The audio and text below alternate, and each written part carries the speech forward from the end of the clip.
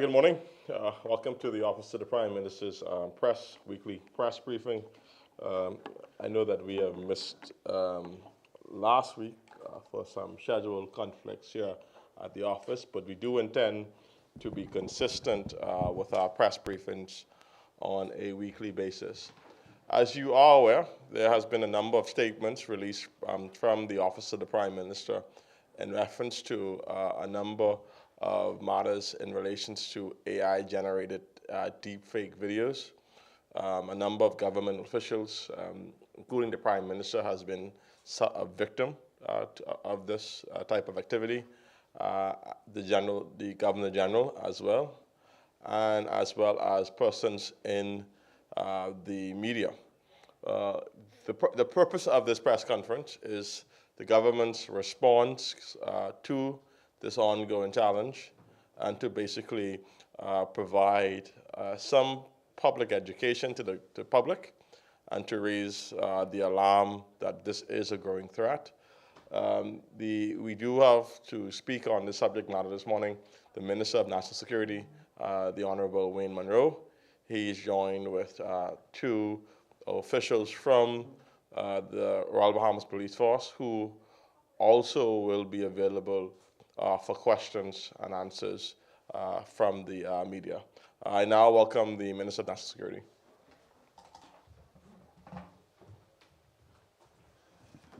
Thank you, Latrell. Good morning, Bahamas. I'm joined today by Superintendent Anthony McCartney, who is with the Financial Crime Section of the Royal Bahamas Police Force, and Mr. Dale Strawn, who is with the Digital Forensic Unit of the Royal Bahamas Police Force. And I would say at the beginning, matters related to technical matters would have to be directed to Superintendent McCartney and Mr. Strawn. But I want to thank you for being here, and I want to take this opportunity to speak directly and candidly about an urgent threat to public trust, national security, and the financial safety of all Bahamians, particularly ordinary Bahamians. In recent weeks, we have seen a sharp increase in AI-generated content, which are highly realistic videos and audio clips using artificial intelligence to impersonate public figures in the Bahamas. These videos aren't harmless tricks.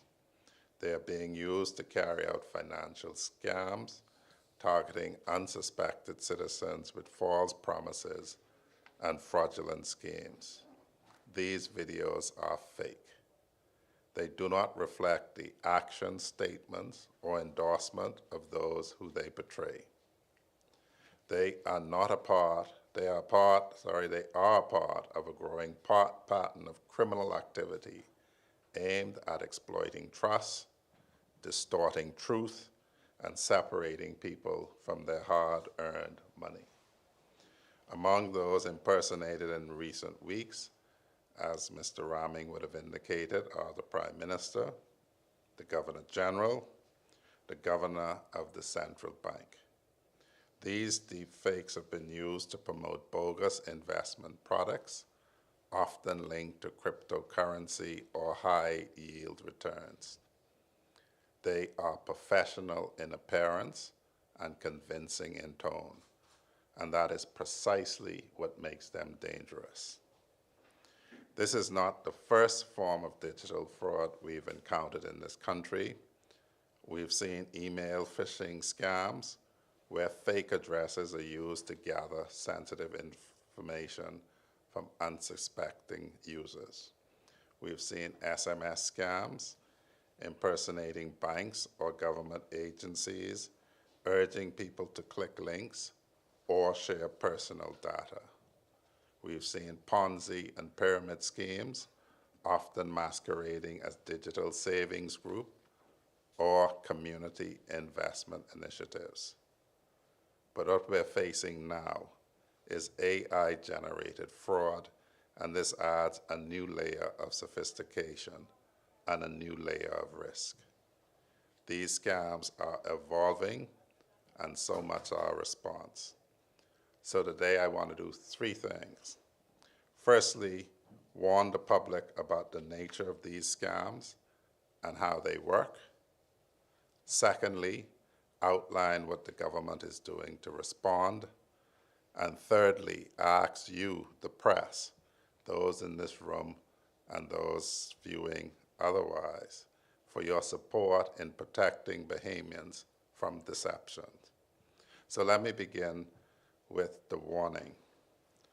And if you're listening to this message, and if you receive a message, a video, or a voice note that claims to come from a senior official, and it's urging you to invest money, sign up for a scheme, or click a suspicious link, do not act on it.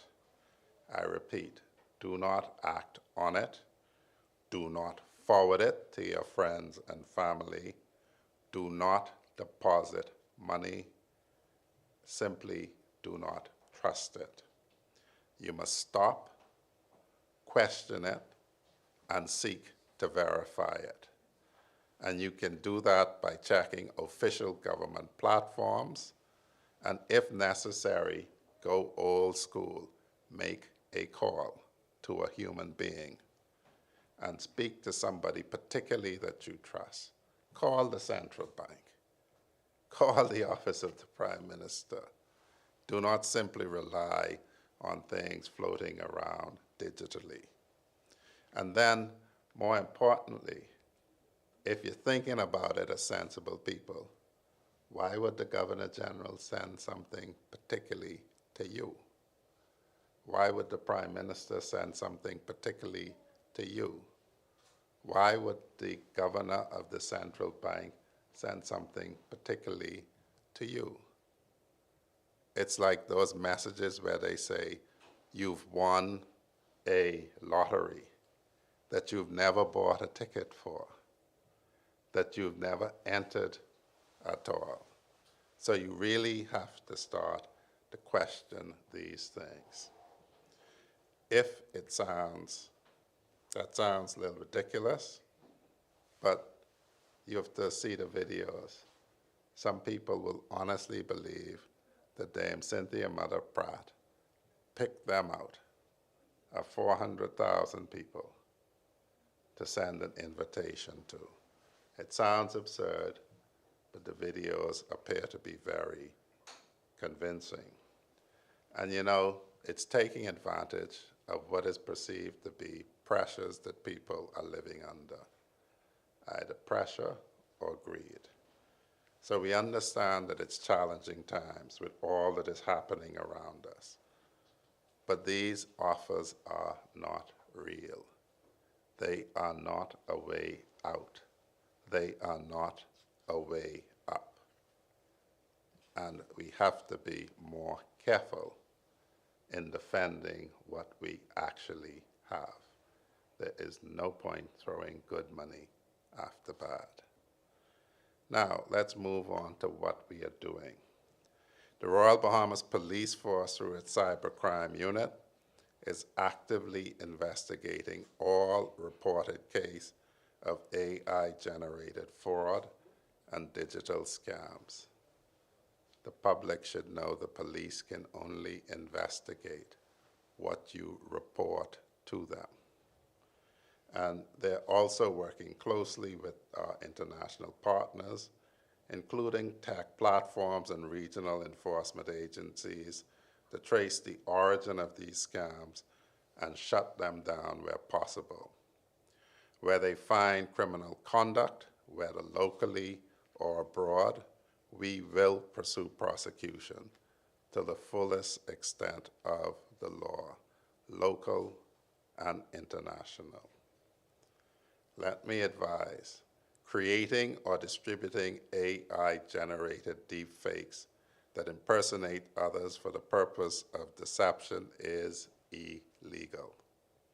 It violates the laws on fraud, identity theft, and public mischief.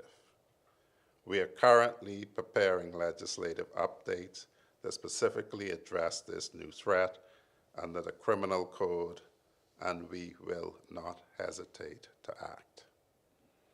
In addition to our enforcement measures, the government is working on a national strategy to govern the responsible use of artificial intelligence in the Bahamas. And this includes new laws to criminalize malicious use of AI, a review of digital identity protections and digital and data use across public services, increasing our capacity in cybersecurity for law enforcement, and public awareness campaigns on identifying and reporting scams. We're also investing in training for government officials and frontline agencies to spot signs of AI manipulation in real time. We're also exploring partnerships with financial institutions and telecom providers to add frictions, that smart pauses in the system that may otherwise facilitate these crimes. But even as we strengthen the state's ability to respond, we know, again, as in everything, the issue cannot be solved by the government alone. It requires shared responsibility. And that is why, members of the press, we are speaking to you directly. You, the press, have a critical role to play in this area. In an era of misinformation and AI deception, the credibility of journalism has never been more important. You are the filter through which many people receive and make sense of the world, and that brings much responsibility. So what are we asking of you? We're asking you to please verify before you amplify. Do not publish or reshare content that has not been independently confirmed. We're asking you to please educate your audiences, help them to understand how these scams work, and tell them what to look out for. We're asking you to please challenge falsehoods. If you see a deep fake making the rounds, you should be the first to say and advise your public that consume your news that it is not true, that this is a scam. We're asking you to please partner with us in delivering public service announcements and safety tips in your newspapers, on radio, and on your digital platform. This is not a matter of party or politics. It is a matter of public protection. And together, we can make it harder for fraudsters to succeed. We must also, as a country, begin to ask deeper questions. What does it mean to trust what you see? What safeguards are in place to protect our institutions from technological manipulation? And how do we teach our citizens, especially our young people, to think critically, to ask questions, and to protect their own information in an age where truth is increasingly under pressure? These are important national questions, and they demand a national response. As we move forward, the Ministry of National Security will be convening a roundtable on digital threats and misinformation. This roundtable will bring together journalists, educators, tech experts, civil society leaders, and public servants. We will use that space to listen, to learn, and to coordinate. The work starts now. So to the people of the Bahamas, I say this: please be vigilant. Please be skeptical of anything that seems rushed or too good to be true. If it appears too good to be true, it probably isn't. Do not give out your personal information unless you are very sure of who you are dealing with. Do not send money based on videos or messages that have not been confirmed by official channels. Fraudsters are becoming more creative. It's a business for them. It's how they make money. And so we must become more cautious. And I say this to those behind these scams: you are breaking the law. You're targeting people in moments of economic pressure and uncertainty, and we will not tolerate it. The full weight of the law will be brought against anyone who engages in this kind of deception, whether you are behind the screen, here at home in the Bahamas, or operating from overseas. We will use the tools of international cooperation, extradition treaties, and digital forensics to find you, and we will protect our people. In closing, I want to leave you with this. The technology may be new, but the principle is not. Trust is the cornerstone of public life, indeed of life in general. When trust is exploited, when voices are faked, when faces are stolen to commit fraud, we all lose something that's much deeper than money.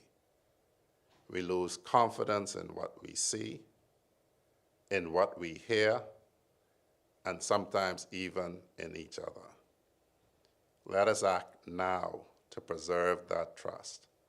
Let us act now to protect our people. Thank you for your attendance, and I would now welcome questions for myself or Superintendent McCartney or Mr. Strawn. Good morning, Minister. Has anyone lost money as a result of this scam, to your knowledge? I would have to defer to Superintendent McCartney, who would be the person. There's an indication that there hasn't been any reported case of anyone losing money. And this is very important. Matters like these, it's unlike a murder that happens in the street that everyone can see. A murder has happened. These are offenses that the police require you, the victim, to come forward, no matter how foolish you may feel that you have given your money up foolishly. The police require you to come forward to make a complaint before Superintendent McCartney can engage all of the power of the state and the Royal Bahamas Police Force to seek a remedy for you. This might be useful.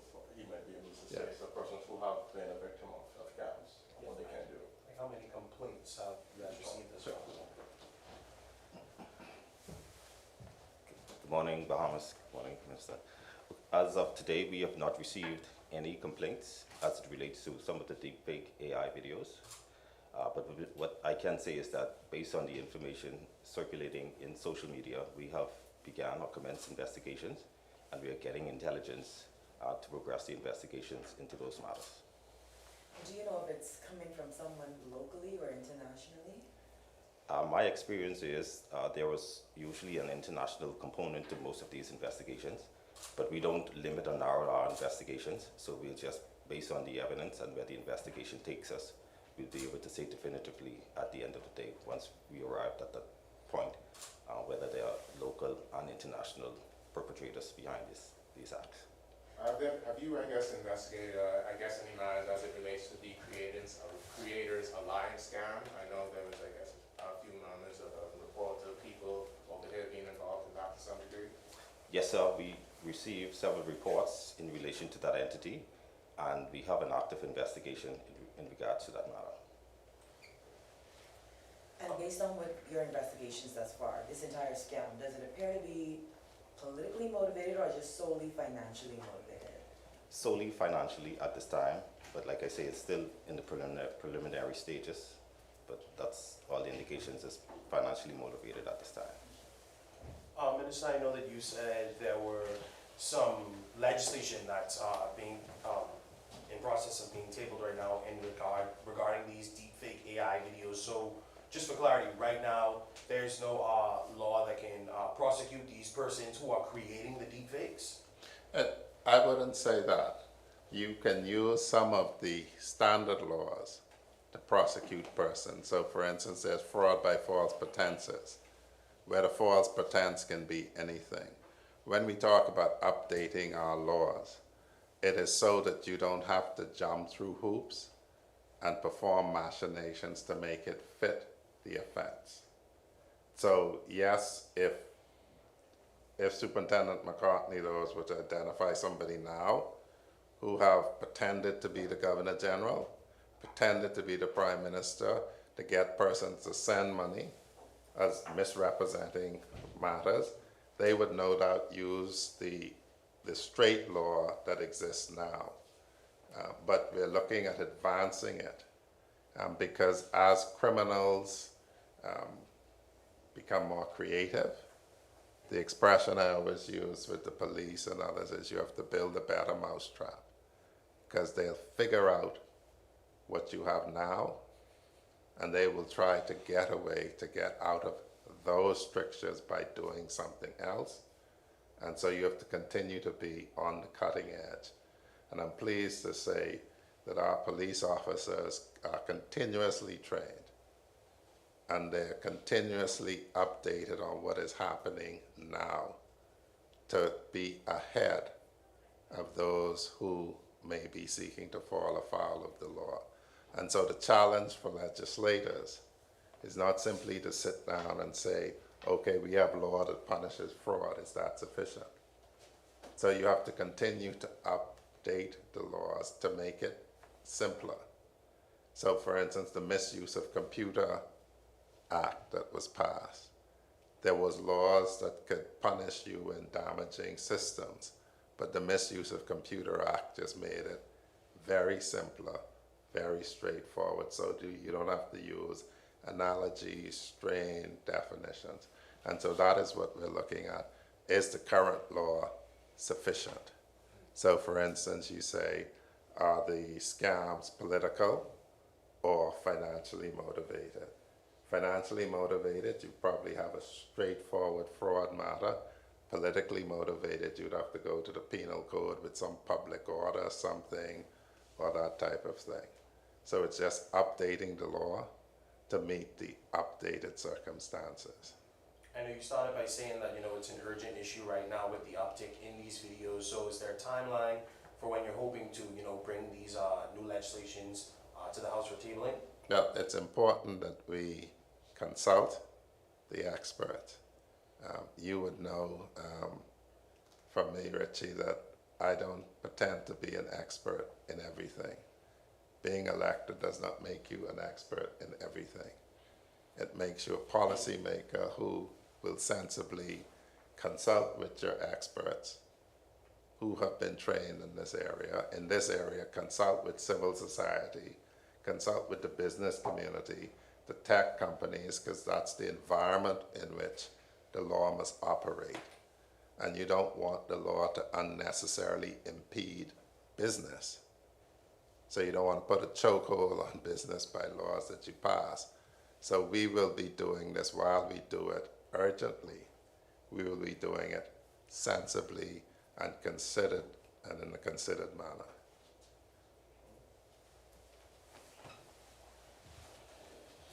Before we conclude, I know the minister has a hard 11:30. I just want to give the members of the media an update. Prime Minister Davis next week will travel to D.C., where he will meet with the U.S. Secretary of State, Marco Rubio, along with other regional leaders. We anticipate that the Prime Minister will have other official meetings in D.C. As you, of course, a priority of the Prime Minister remains the growing impacts of tariffs on the region and the Bahamas. So he will be in D.C. next week, and we will provide the public an update on the conclusion of that meetings. The Prime Minister also met with a number of business leaders this morning. That meant the leader of the opposition and his deputy was also present ahead of the government's budget, which will be at the ending of this month. So I just want to provide those two updates to the media, just from a point of information. To the best that I can answer any questions that may be out there, I could make myself available. I didn't get any in advance, but if there's something I can answer. I just have one more question, but it's for the minister we were sent to. In regards to the fleet of ships at the RBDS disposal, is everything functional and operational as you would expect? This is in the state of the RBD the fleets.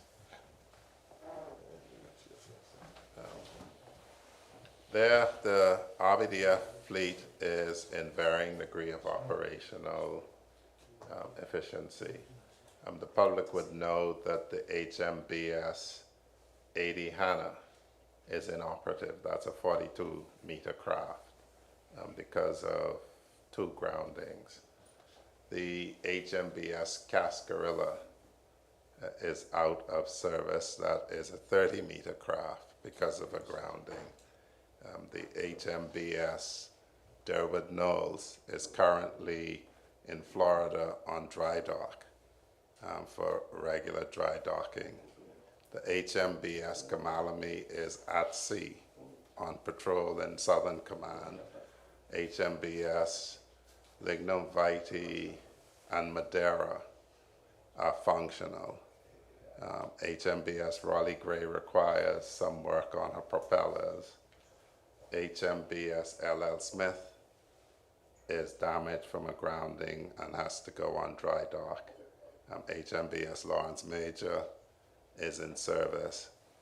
A number of the P boats, which are very old, at least I believe 2 of them are still in service.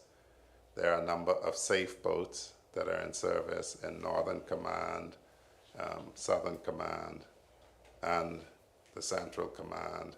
We've taken delivery of 2 new 41-meter safe boats, and the other 2 41-meter safe, 41 feet, sorry, face safe boats should be in, if not this month, later this month if they're not already in.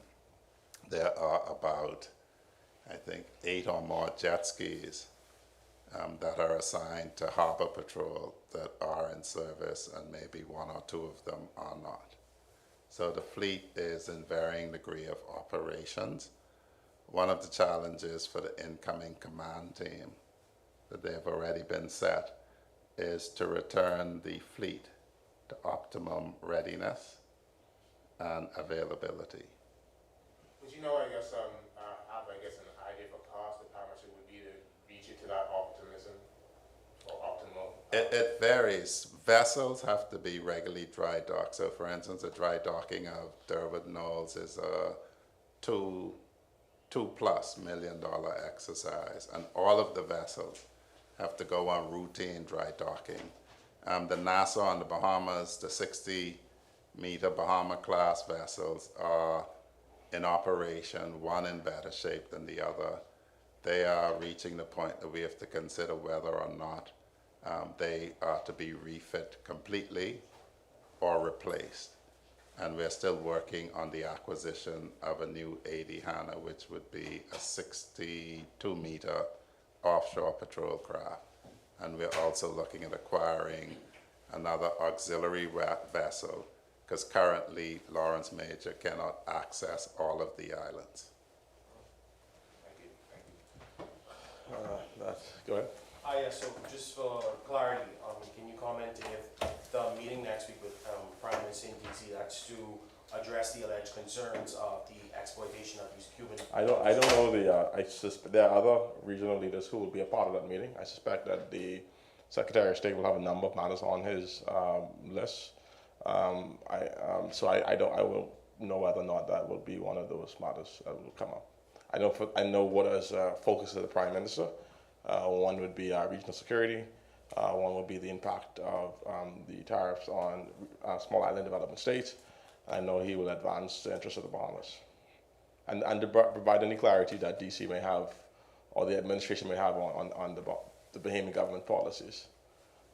Anything else? Yeah, are you able to provide an update? Yesterday, the leader of the opposition it says that there really hasn't been any update updates from the government since February about the sale of the Grand Buchanan over in Grand Montgomery. Is there anything, has there been any new movement or anything? I think we are entering in a very critical process where the government will go into its fiscal period, and a number of announcements and progress on a number of matters will most certainly be a part of that deliberation. I know I will leave any further announcements on the Grand Buchanan sale to the Prime Minister. Regarding that business meeting this morning, or that meeting with the business community this morning, what was the purpose of it? The Prime Minister, ahead of the budget, wanted to give a high level overview of the fiscal and monetary aspects of the country.